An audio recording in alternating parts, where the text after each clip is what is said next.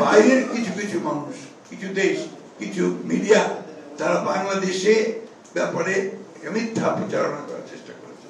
আমরা এই ধারণাটা পাল্টে দিতে চাই। এই যে ধারণা, এই ধারণাকে আমরা পাল্টে দিতে চাই। আপনারা দেখেছেন যে গত দুর্গা পূজায় এবং তারও আগে দুর্গা পূজায় আমাদের বিএনপির মানুষেরা আপনাদের প্রতিটি মণ্ডপে, পূজার মণ্ডপে আপনাদের মাঝে কিন্তু গেছে, আপনাদের সঙ্গে বন্ধুত্বের সম্পর্ক তুলে তুলেছে, আপনাদের পাশে গিয়ে দাঁড়িয়েছে।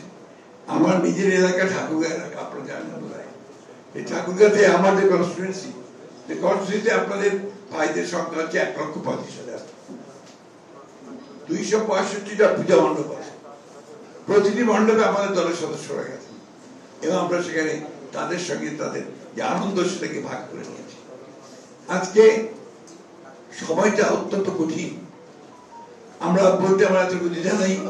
কিছু মানুষ চেষ্টা করছে আমাদের যে 1971 সালের স্বাধীনতা যুদ্ধে আমরা যে দেশ তৈরি করেছি, তার যে ঐক্য সৃষ্টি করেছি, 24-এর এই বিপ্লবে যে ঐক্য ভাঙন আয় বিভিন্ন রকম কথা বলে ভাঙন ধরাতে চায়। আমরা অত্যন্ত সচেতন ভাবে এই ভাঙনের বিপক্ষে আমরা ভাঙতে চাই। আমরা সকল মানুষ এখানে যারা বাস করি ভূখণ্ডে, এবং এই ভূখণ্ডে বসবাস করি হিন্দু, মুসলমান, বৌদ্ধ, খ্রিস্টান এবং চাকমা, মারমা, উড়াও সবাই আমরা একই সঙ্গে শান্তিতে বসবাস করতে চাই। শান্তিতে আমাদের বিকাশ চাই।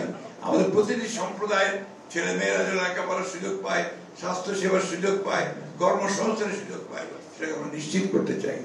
আপনারা নিশ্চয়ই দেখেছেন যে আমাদের ভারপ্রাপ্ত চেয়ারম্যান সাহেব 2022 সালে যে 31 দফা দিয়েছিলেন, সেই 31 দফার মধ্যে কিন্তু কথাগুলো খুব পরিষ্কার করে উল্লেখ করা আছে।